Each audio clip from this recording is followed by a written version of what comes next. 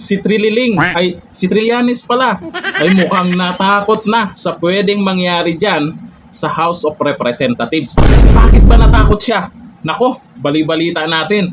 Posibleng si Pulong Duterte po ang maging speaker. Akala ko ba tapang-tapang nito, natalo na lahat-lahat, pati ba naman yan pinakialaman pa niya? Eto ang sabi niya. Mga Dutertes. Pag nangyari yan, talagang mase-setback tayo ulit. Balik ulit yung mga EJK. Lahat yan. Sabi ko nga, isipin nyo na lang.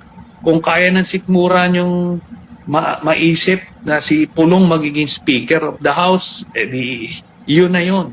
Di ba? Ano daw? Kaya ba daw ng sikmura? Mukhang para sa'yo yun. Ikaw natalo. Yung mga Duterte, panalo. Ibig sabihin lang yan, yung pamamaraan ng mga Duterte ang hinahanap ng mga tao. Yung pamamaraan mo na puro putak lang dyan, akala ko ba matapang? Tapos ngayon, ito yung kinakatakutan mo na magiging speaker si Pulong Duterte? Nako, hindi ka pa rin nadala. Kagaya dito, sasabi po ni Alexis, wala na, talo ka na, Trililing. Sabi ni Alexis Inocencio yan ha, manahimik ka na lang. Ay talo-talo, ay talo-talo, ay taong bayan na humusga. Ano to, dinuulit-ulit pa? Ay talo-talo, ay talo-tao. Talo-talo, taong bayan na humusga. Talo ka, hahaha. Pinaulit-ulit pa sa'yo. Baka nakalimutan mong talo ka nga talaga. Sana Yung sinasabing hindi ba kayo nasuka? Ikaw yung sinuka na. Ang ibang ginagawa dyan, kundi paninira sa mga Duterte. Tapos, yung tumakbo ka dyan sa Caloocan, Duterte na naman yung mga nasa bunganga mo. Ano ba naman yan, Trililing? Sabi ni Jones Valenzuela, kaya di ka binoto ng tao kasi alam na ganyan ang ugali mo. Sabi ni Jones Valenzuela yan ha. Bago ka na kasi. Kung nanahimik ka dyan, nakatuto ka dun sa nung eleksyon, baka nanalo ka pa nun kasi hindi naman ganun kalaki yung lamang, di ba? Nangyari kasi sa'yo, imbis na tutukan mo yung kung gusto mo talagang magserbisyo sa tao, puro ka pa rin Duterte. Sabi ni Vince Esplana, pagpuyo, gasamok-samok ka lang o nanggugulo ka lang daw. Pagpuyo parang minto ka na, parang ganon. Di ka naman nanalo, sinong maniniwala sa'yo? Ay, huwag kayo ha. May naniniwala pa sa kanya. Meron pa nga nung nagbablog sa kanya nung tumakbo siya dyan sa Caloocan. Ang sabi, ang lakas-lakas daw niya.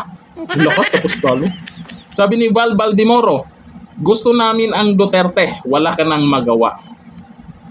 Yan po kasi, yung usapin po na Speaker of the House, depende naman yan dyan sa kanila sa Kongreso, kung sino yung pipiliin nila. Anong pakialam mo? Ba't ka pa nakikialam dyan? Dapat tumakbo kang congressman.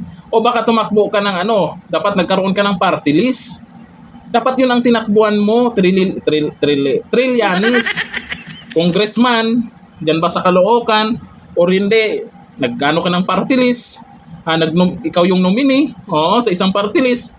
Ganon para may karapatan kang magyayaw-yaw dyan at magreklamo at ayawan yung sino yung maging speaker nila dyan. Di ba? Akala ko ba tapang-tapang mo? Iyan ba yung kinakatakutan mo? Kung sakali man, sana, na mapalitan si Tambi, mukhang ayaw mapalitan siya. Kung sakali lang, kasi malabo din naman yan mapapalit yan Kung sakaling mapalitan lang ni Pulong Duterte bilang speaker, wala ka nang pakialam doon. Wala ka nang magagawa doon. Kagustuhan po ng Kongreso yan kung sino yung pipiliin nila dyan. Pero wag kang mag-alala.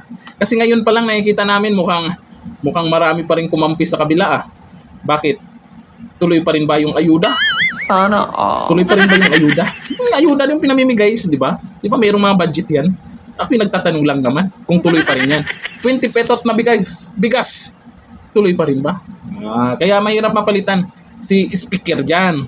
Kaya yung balibalita pa lang naman yan, Trillanes, natataranta ka naman kaagad. Sabi-sabi pa lang naman yan, hindi pa naman wala pa namang kasigaruduhan yan. Huwag kang mag-alala.